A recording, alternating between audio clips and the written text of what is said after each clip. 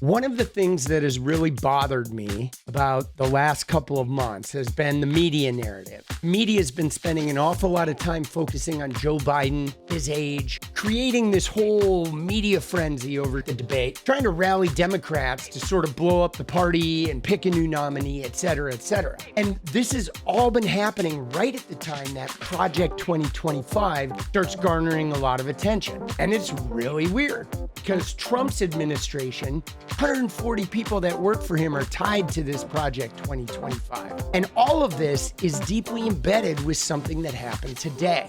Now, today, a content creator released some information, some data, where it would appear that they tie one of the significant right-wing disinformation accounts, the N-Wokeness account, to a known white supremacist, Jack Posobiec. He is also a big-time Trump supporter, a former military intelligence officer. He was in charge of the grassroots campaign effort for Donald Trump. So he is a Trump associate. He's also well known in circles with the Proud Boys, like Joe Biggs, currently in prison for the insurrection, et cetera, et cetera. Now, the reason why this is really important is because when it comes to this election, we're not just talking about the candidate Donald Trump and the candidate Joe Biden. What is at stake here on a bigger level is the two different administrations. Joe Biden administration is focusing on clean energy standards. They're focusing on infrastructure, workers' rights, raising corporate taxes, maintaining women's bodily autonomy and rights for LGBTQ people. It is a workers and human rights centric, climate-focused platform. When we look on the other side at the Donald Trump administration, Donald Trump is running because on the one hand, he's trying to avoid being charged with all these crimes that he's committed. But on another hand, right behind him in his administration is the Heritage Foundation and the various conservative groups backing Project 2025, which is about dismantling the major U.S. government agencies, stripping away civil rights for everybody except white hetero-Christian people, and trying to set up the future of the country in a way that protects their hetero-Christian values. So we're going to look at how they uncovered the data as far as Jack Posobiec. We're going to look at some of his ties recently to the Trump campaign and how this fits into this bigger strategy in the Republican Party, trying to flip the narrative of the civil rights movement that happened back in the 1960s. Now, I've got to add, this is a big part of the reason why Donald Trump is distancing himself from Project 2025. It's really, really important for him if he wants to win this election to stay out of the line of fire of all the white supremacist groups that are backing these initiatives. Make no mistake, this is really big stuff going on. The End Wokeness account. It's completely racist. This account, it is terrible. But I saw a thing today where somebody had figured out that it's Jack Posobiec. They did some research about this. They studied some data. Now, this End Wokeness account, if you look at it, is actively white supremacist. It's actively anti-LGBTQ. This End Wokeness account is actively involved in disinformation, as is DC Drano, as is Libs of TikTok, as is CatTurb. These are right-wing disinformation accounts. They are not just spreading things that they don't know are untrue. They are actively creating entire narratives. Like even with this, even with the Kamala Harris is 1,000 times worse than Biden. Her ideology is literally racial Marxism. Blah, blah, blah. You know what they're doing here? What they're doing here is this is an active Kamala Harris disinformation campaign that has begun because they're feeling like maybe Kamala Harris is going to be the woman on the ticket. If Biden does step down, they need to start the disinformation campaign on Kamala Harris now. Like now that they're getting signs that maybe she's going to be the candidate, they're starting the disinformation campaign already, which will start engaging in targeted attacks to align her with things. They all feed on it. Dude, they have picked it up. Like Laura Ingraham today was commenting when Kamala Harris was in a bakery ordering dodos. All of the right wingers are now picking up on this. It's preparation, right? And again, though, he's tying it into saying these two are trying to overthrow Biden, right? And so they're also feeding the narrative of Obama still controlling the country and Nancy Pelosi pulling the strings, which is a deep state. It's a deep state disinformation ruse that they've been on. And Trump and all these guys, man, they're all like sharing the same playbook. And Project 2025 has been written based on this playbook. They've been exercising this playbook. They've been doing this now for like 10 years. It started during the Obama administration, but they've been doing it locally, infecting school boards, slowly trying to mount anti-LGBTQ stuff and this whole deep state identity and the black president and shit attached to sort of racism and, you know, anti-LGBTQ that they've lumped under the wokeness, you know, DEI, CRT, right? Transgender ideology, gender ideology, indoctrination. They've webbed all this shit together, creating this disinformation campaign so they can convince people to support them. Like there are people out there that want Project 2025.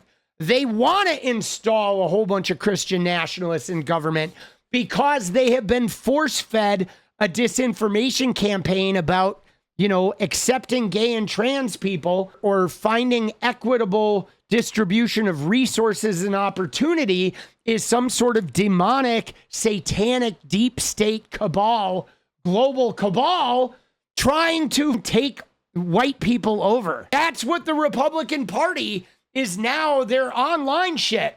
Dude, isn't it crazy, bro? Now, I know you're going to think this sounds made up, but they're actually doing this in real time. Look at what Jack Posobiec did after Donald Trump was shot at in the rally in Pennsylvania. He actually posted a tweet trying to correlate the time of day Trump was shot with a Bible verse. And then you see other right-wingers in the replies, like Charlie Kirk, trying to support that reasoning, bringing in this sort of religious takeover kind of conspiracy. I mean, it is crazy. These guys will stop at nothing to rally this religious war sort of rhetoric that is being tied into Republican politics right now. They started this with a couple of things. Obviously, 1964 was a big one. Why? Because it led to the end of segregation, of white power.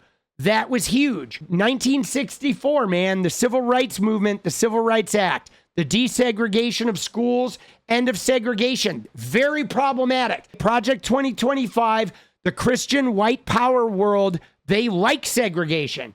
Whether it's legal or the unseen sort of systemic redlining and neighborhood separation, gerrymandered kind. That was the one big thing. The other big thing for them, guys, for white Christian nationalism was Roe v. Wade.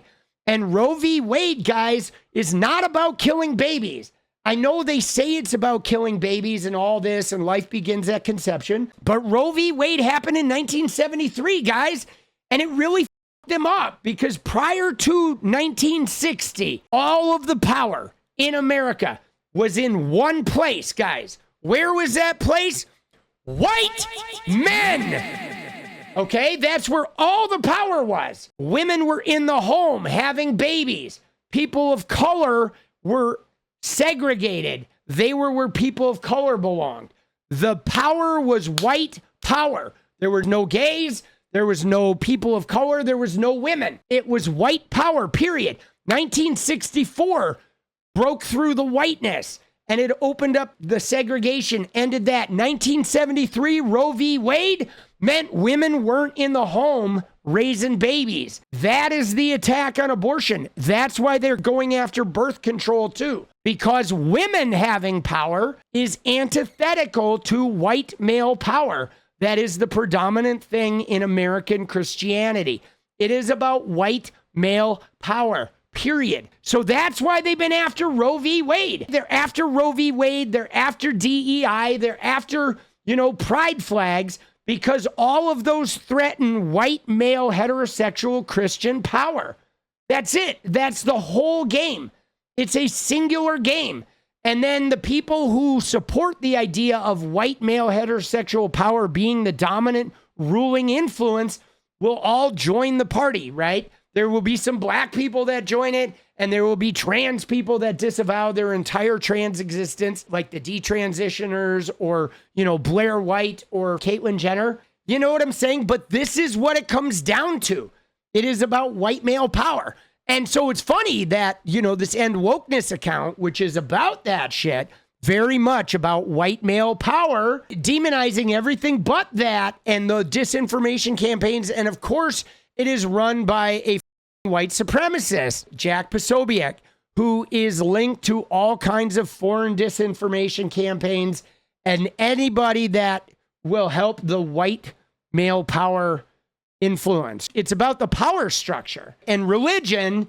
It's odd that, obviously Christianity, Jesus was an Arab Jew. You know what I mean? He was not white, but it was taken. Christianity and, Jesuit life was brought to America by white power people who then, genocided the people of color that lived here and, enslaved other people of color to do their bidding. But the problem is it's not going out without a fight, as you see with Project 2025 and Trumpism and the racism that's renewed here in America, because religion is fused with money and power. In America, most of the people that have a lot of money are also wearing crosses around their necks, guys. And that's not because God wants them to be rich. In fact, the Bible says they shouldn't be hoarding wealth, right? I'm not even sure if the Bible wants them wearing the graven image of the cross.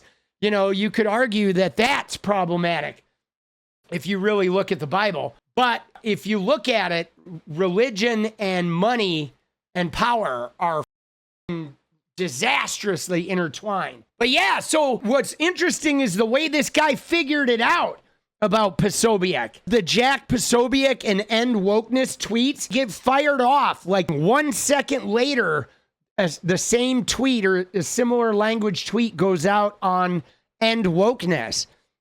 1 second. And again, it's data that is discovering this shit. Or in some cases, disinformation or outright lies. And this account has grown by leaps and bounds over the past few years. Elon Musk, the owner of X, has even interacted with the account on previous occasions.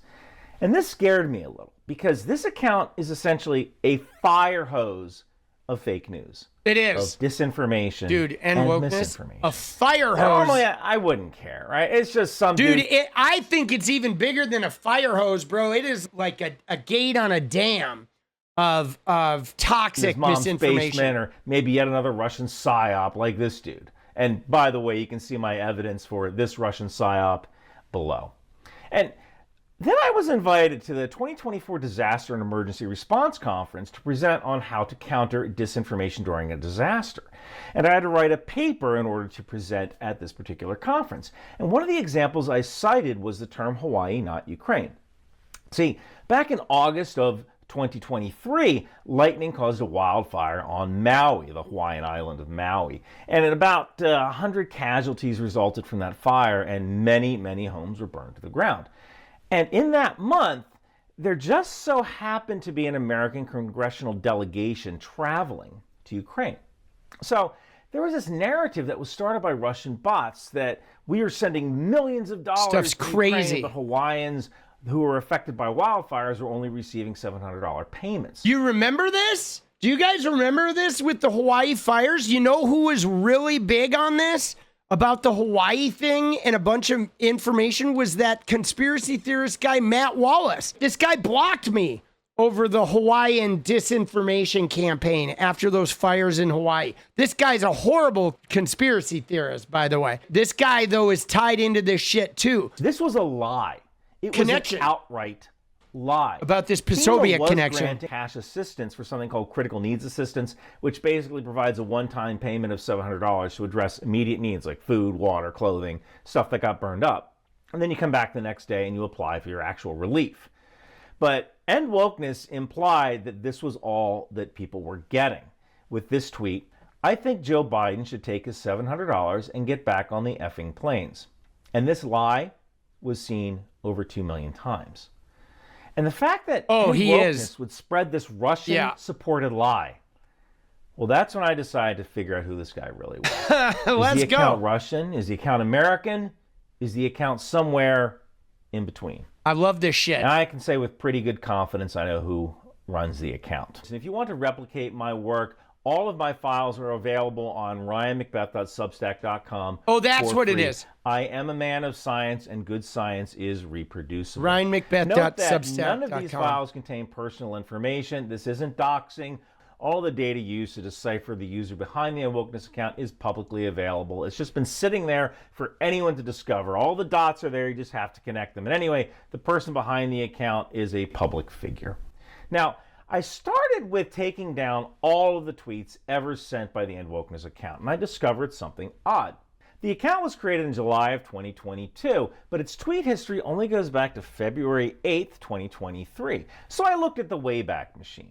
And the first tweet was on June 29th, 2022, which was a retweet of journalist Tucker Carlson regarding monkeypox. And oftentimes this is how Russian disinformation accounts get started. They start tweeting popular disinformation accounts like Tucker Carlson, welcome, boss. hoping to gain followers. Note that back then the account called themselves Anti-Woke Warrior. For more about how Russian disinformation bots are born, watch my video on the topic. But then the account starts growing. In just 7 days, from July 29th, 2022 to August 5th, 2022, the account grew to more than 3,000 some followers. See, this is what's interesting about this, right? Is look at this growth, okay? In 1 month, all right? In 1 month, it went from 0 followers to 36,000, right? It's crazy. You just don't grow like that. You know what I mean? Like, unless you're like juicing a system. That's insane, right?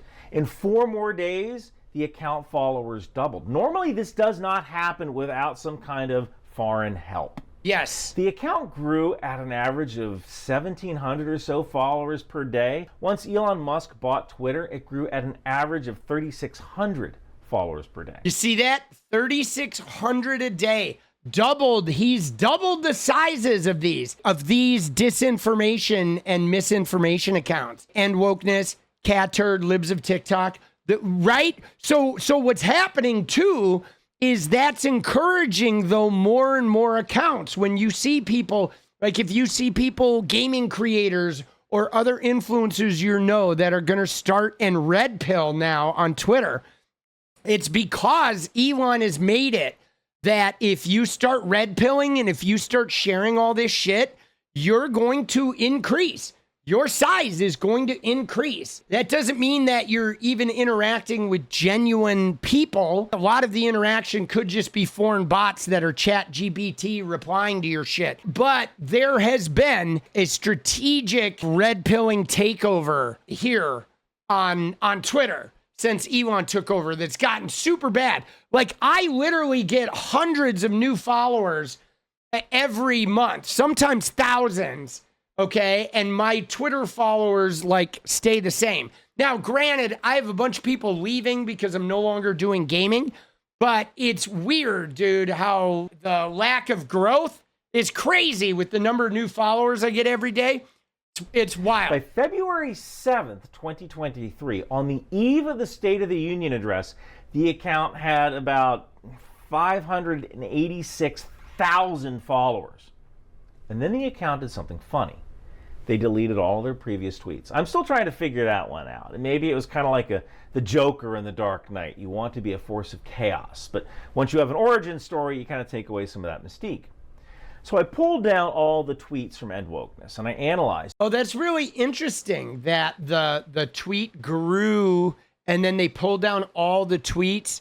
and redid it. See, you know what's interesting about that is here's what I wonder with him saying it is I wonder if the account was created by some foreign disinformation network and then it pulled down all the tweets and it was sold to Jack Posobiec. Is that what happened? Did he buy it from a foreign sort of bot driven like account generator person? You know what I'm saying? Where it was created to a 500,000 account size and then it was handed over to Posobiec. One word kept coming up. It was the word schlit. And this is kind of an interesting choice of words because people don't tend to use that word all that much, but it is used by two major accounts, End Wokeness and Libs of TikTok. Now, Libs of TikTok is also a right-wing anti-woke account, and it's run by a woman named Chaya Radchik. Could Chaya Radchik be End Wokeness? So I downloaded all the tweets from both End Wokeness and Chaya Radchik, and I ran some analysis. Now, in the intelligence community, we call this pattern of life analysis. From this, you can see he's using AI to inspect the language and shit to sort of figure out, looking at the language, because everybody has a way that they speak, a way that they use, sentence rhythms and how they'll use, the word that or the way they like predicate their sentences, et cetera, et cetera. I don't know if you guys ever look at this shit, but I mean, obviously, when you get into a situation to some sort of level of fame or notoriety in the entertainment world, you start getting stalked and start getting harassed by people. And you, even without an AI program, you kind of start noticing types of language so you can tell like when people attack you from an account and then you block it and then, a couple weeks later you start getting attacked from another account, but you're like, oh, this is actually that same account because it's the same type of language. Dude, it's funny, bro. But AI can do this shit like incredibly well with an incredible amount of detail. But it's really interesting. I'm super intrigued by this shit. Everything from when someone wakes up to when they go to work to when they have lunch. End Wokeness tweets on average 16.5 times per day, with most tweets falling into a band between 7 a.m. and 7 p.m. Chaya Radchik tends to tweet between 10 a.m. and 12 p.m.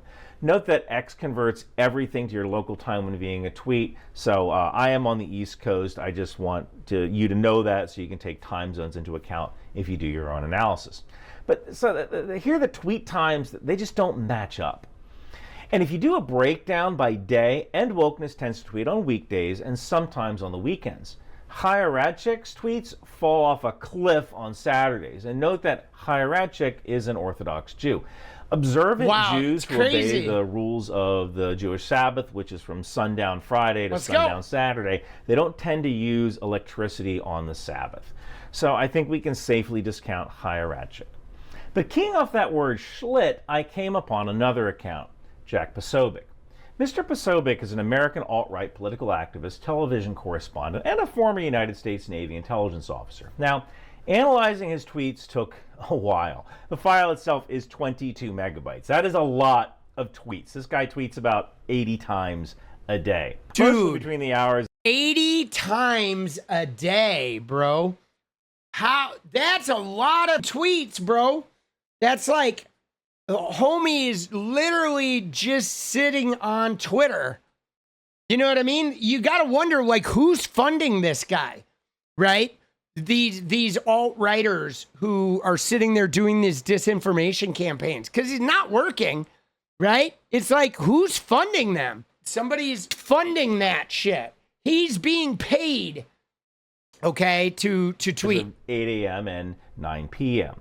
Now, going through the tweets, Mr. Posobiec has 2.5 million followers. End Wokeness has 2.6 million followers. So, why would someone create a new account just to replicate the level of fame or followers that they currently have now? So I almost discounted it until I noticed something else. 9 tweets from End Wokeness contain this character E, which is the Polish letter E, a little E with a tail. Oftentimes, this character is used by end wokeness as substitution for the English letter E when saying words that could be filtered as dirty or inappropriate by a computer. Some examples are the words murder or stabbed, or another word which is the definition for assault of nature. So, smell why ya! a Polish E? Why not a French E or an Albanian E, but a Polish E? So I took a look at Mr. Posowik's tweets again, and it appears that he uses that character when writing Polish text. It is part of the Polish alphabet. And apparently, Mr. Posowik speaks both Chinese and Polish. So that probably means he has a Polish keyboard installed on his computer or his phone. In the intelligence community, this is what we call a clue. A clue. So Dude, we call that a clue in the non-intelligence community, too. I retweeted Mr. Posowik, and I found something interesting. This is where it gets interesting. End wokeness replied to Mr. Posowik, and that isn't all that odd. I mean, end wokeness has replied to libs of TikTok, so it isn't uncommon for one alt-right account to reply to another alt-right account. But end wokeness also retweeted Mr. Posowik 5 times. Of those 5 times, all 5, every single time, the time in which Mr. Posowik tweets and the time in which end wokeness retweets matches up exactly within 1 second. The odds of this happening are very low. The odds of this happening 5 times are very, very low. For example, on the day Mr. Posowik tweeted, "Why do ads keep doing this?" he also sent 170 other tweets. So if end wokeness was like an automated bot that was retweeting everything, why wasn't he tweeting everything else? The only conclusion I can come to is that Mr. Posowik has 2 phones or 2 Chrome tabs open, one with his end wokeness personality and one as himself. Sends a tweet as himself, refreshes the screen, retweets. Isn't it or wild? Perhaps there's an autoresponder bot that's only turned on when specific tweets are sent. So using ICD 203, which is the standard in the intelligence community for evaluating probability, and based on the commonality of writing styles, the topics covered, the special characters, the tweet times, I would say that end wokeness is likely Jack Posowik. And you might also ask, why is this important? Well, here it is. It's because their attempt to take power and to carry out the playbook of Project 2025 is really tied into trying to overturn the reforms that happen in the post-civil rights world here in America. And this is the foundational base upon which Donald Trump's campaign for president rests. Donald Trump is absolutely a neo-Nazi. He is aligned with all of the neo-Nazi elements in America, from the Proud Boys to the very fine people in Charlottesville, to even having people like Jack Posobiec and Stephen Miller and these neo-Nazi guys on his squad, involved in his government administration. You have end wokeness, you have libs of TikTok. A lot of these people were banned. They were banned for spreading racism and conspiracy theories and vaccine misinformation because they're hate accounts. And they were all banned until Elon bought Twitter. But end wokeness, though, is one of the super big ones. And libs of TikTok, they are 2 of like the biggest ones. Then there's like satellite ones. There's the Colin Rugg. Okay, there's Cat Turd. There's the DC Drano one. There is Jack Posobiec, which we now know is also the end wokeness guy. And there's a network, Benny Johnson. And there's a network of these right-wing accounts fueled by sort of the libs of TikTok and the end wokeness one that spread these significant, like, connected viewpoints, right? Once they build a narrative about this stuff, it could be a trans shooter or it could be a piece of racial violence. They'll build a narrative of that event. And then all of those right-wing accounts will start posting regarding that narrative. Laura Loomer is one of the crazies in there. These white supremacist guys, they align themselves with foreign misinformation campaigns in a significant way. And what's happened now is with Elon taking over Twitter is he's brought back these accounts. He has, in fact, created an algorithm, and by him thumbing their posts, by commenting and elevating their posts, he helps spread these red pill far-right accounts. They're growing rapidly, right? Left-wing accounts don't really grow. Not at all like the right wings do anymore. And not only that, but now they're monetized. So you put this outlandish red pill shit that causes people to react to it in your replies, and Elon is now paying you. That's how they're delivering ads, replies only. It's truly disgusting. Like, Elon has created a monetization methodology for these people, the new white supremacist movement.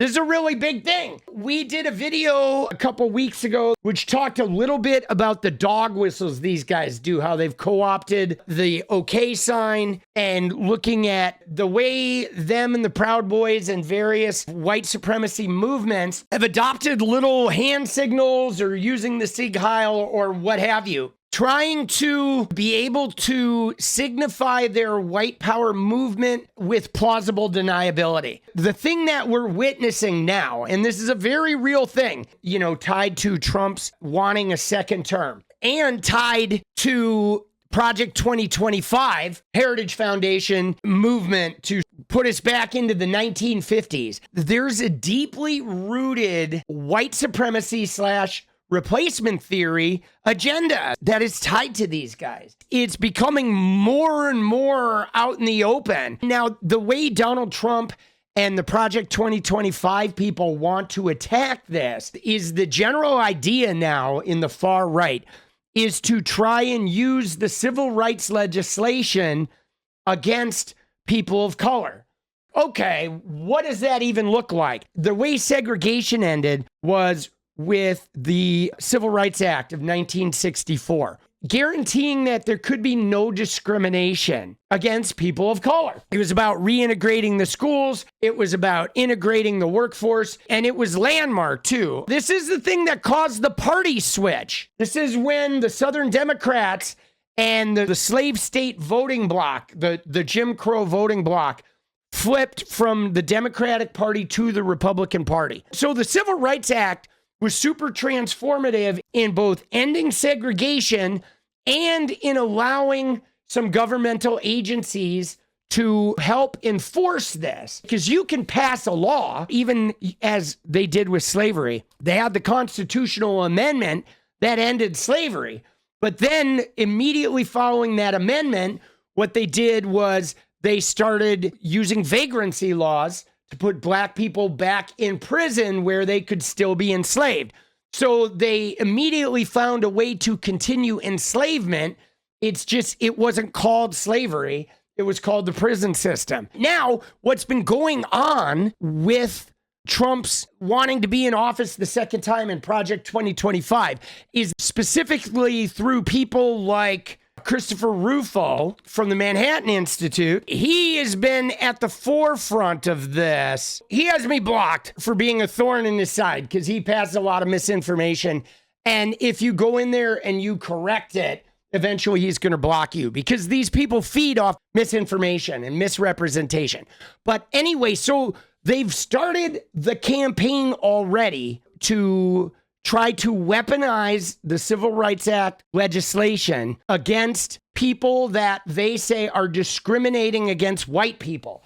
And specifically, their first buzzword was CRT. There was this huge campaign, CRT, critical race theory. We need to get it out of schools, is what they said. Even though CRT was not in any grade schools. It was not in any high schools. It's an upper level, college level discussion. But again, it's not in any schools, but their buzzword campaign, everybody on the school board start talking about it. All the right-wing influencers start talking about it. Ron DeSantis was like passing laws up there like a juggler. And pretty soon what they've done is they've waged a war on education, because now what they want to do is they want to change the framing of how kids are educated about America's history, specifically related to race, the way slavery is covered in school books. So This guy has been the chief architect of these sort of campaigns. It started with CRT, and then at the same time, there's woke, a unifier of like everything that's not their methodology, assigning danger to anything that's not their specific family, God, patriarchy, heteronormative culture. But now it's moved on to DEI. DEI is the latest incarnation, and they specifically have taken things up to the Supreme Court to get rid of affirmative action. And of course, the backing of this, the money that backs the Manhattan Institute, that backs the Heritage Foundation, that backs these far-right causes, is all segregation money, if you will. It's all coming from wealthy, right-wing causes funded by rich, old, white billionaires. That's what's funding this, old white money. And now they've been diligently working at this for decades. It's really like there's a new civil rights war happening here that's going all the way down locally to like the school boards and stuff. But a lot of it is really backed by white supremacist ideals. And not in the sense necessarily of old school KKK where they're like hiding with hoods and, you know, they're burning their crosses. They're doing it in secret. This is coming out right out in the open. I mean, you only have to look at Lily. I don't know if you know who this woman is, but she said the N-word. Remember her? She is like the new face of the right wing. I mean, she's so scary looking. She's so freaky. But what she did was she did that TikTok. I'm not even going to listen to this because it's nasty and she's nasty, but she did the TikTok where she said the N-word and then it blew up. And then people like Isabella Moody, who's another racist far righter, they picked it up and glommed onto her. And then all of a sudden she became this viral thing. And other white people who like to say the N-word piled in on this. And then it just became this sensation. And now, right, now she's taking pictures with Sneeko and here she is. They're calling themselves the new right. It's wild that this is where we're at in 2024. The new right is white people who say the N-word, teaming up with other degenerate influencers that push racial tensions and or like Sneeko's super anti-LGBTQ. Now they're piling in. This is what's happening. A white woman becomes a viral sensation by saying the N-word, and all of a sudden she's being elevated by right-wing influencers. And now thanks to Elon Musk, she's growing rapidly in size because this is how Twitter works now. You know, white people who use the F slur or say the N-word now, Twitter's like, we love you. We got you. We're going to blow you up. This is crazy. This is where we're at. And it's all tied together. Turn white people into the oppressed, create campaigns that make critical race theory and DEI sound like these scary, evil things, trying to discriminate and punish and oppress white people. And then next thing you know, these guys trying to rewrite the civil rights era legislation to be used against people of color. They're all backing Trump with Project 2025. And he's out there demonizing every immigrant, being the voice of, we're bringing back this white power. Like, I can't believe it. It's extraordinarily dysfunctional that white people are trying to bring back the N-word. All right, here we go. I am Jack Posobiec. This is what happens when the fourth turning meets fifth generation warfare. Now, let's look at this, though. I'm Jack Posobiec, but look at these guys. There's like a contingent of young white dudes down here at the front, okay, that are probably Posobiec's guys. This guy, international social media sensation. This is Human Events with dude, your host. Jack Posobiec is he's a white supremacist, a well-known one.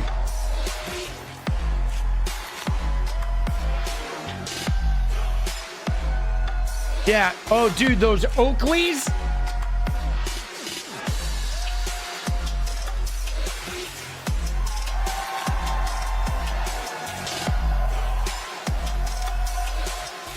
I am Jack Posobiec. This is what happens when the fourth turning meets fifth generation warfare. Dude, Soviet is an avowed white supremacist.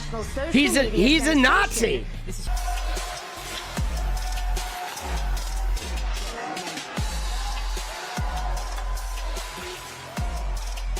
Dude, why are those women clapping?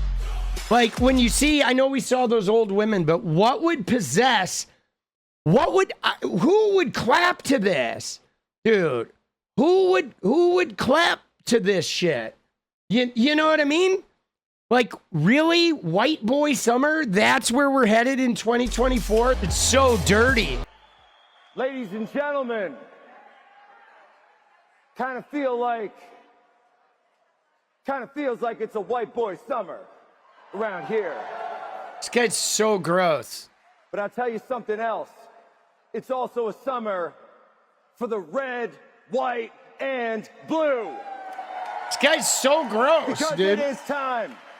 It is time, with God as our witness, to understand that which is truly going on. See, it's really important here to point out the connection between Christianity in America and the white supremacy. They are hand in hand, and they have been. They were in slavery, they were during segregation, and they are right now with this idea of, the culture of whiteness, white power in America, and Christianity. They believe that it is ordained by God that the white Christians are the superior race. They're the chosen people. Because super toxic. The man who stood on this stage last night, Donald J. Trump, we understand the forces against him. It's not just liberals. It's not just Democrats. It's not just the unhuman communists. Because we understand. See that? Right there, how wow. Dude, the way he describes those people, right? It's like, the way he's describing it is like he's ready to have them executed. You know what I mean? The man who stood on this stage last night, Donald J. Trump. So we gross. understand the forces against him. It's not just liberals. The forces against him. It's not just Democrats. It's not just the unhuman communists. The unhuman? Because we understand that this is a war against the demonic. This is a spiritual war. What is he talking about? But you see that framing, though? The guy's holding rosary beads up. What in the hell is this guy doing? You know what I'm saying? They're framing this. You see how they're framing America now? It's not even like different groups of human beings trying to engage politically or for social change. What it is it's like a spiritual war, according to them, where they're the chosen ones and everybody else are demons. That's supremely toxic and really, it's mental when you think about it. I mean, you know what I'm saying? If you think the Democrats that live a few houses up are demons, you're crazy. You are crazy. You're certifiable. And we can only defeat a spiritual war with Christ as king, because Christ is king. Christ. So now we have Christ as king and white boy summer. Huh. All right. That's interesting. That's an interesting tie together. Are you aware that Christ wasn't a white boy? There, Jacko. Who's going to tell him, bro? Who's going to tell him that Christ wasn't white? I mean, at this point, I think we need to have a discussion because homie's missing something, bro. Is king.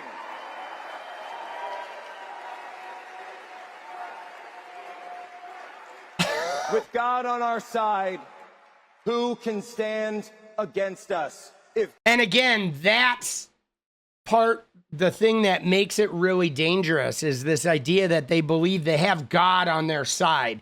So if they come in with their white power anti-LGBTQ agenda, and you stand in front of them and say, whoa, you're trampling on my human rights, they're like, doesn't matter. We have the being who created you on our side, and so we're supposed to trample you. You see what I'm saying? You see the inherent danger in that? We're all humans. We all deserve the same rights. But these guys are like, no, we're the people that are on the side of God who created everybody, and the rest of you are like subservient to us because we're doing the bidding of the being that created you. That's so messed up. It's like mind-blowing because you can't argue with people who believe that they have the supreme power like that. There's no arguing. And in fact, this is the same mentality that caused those guys to fly those airplanes into the World Trade Center.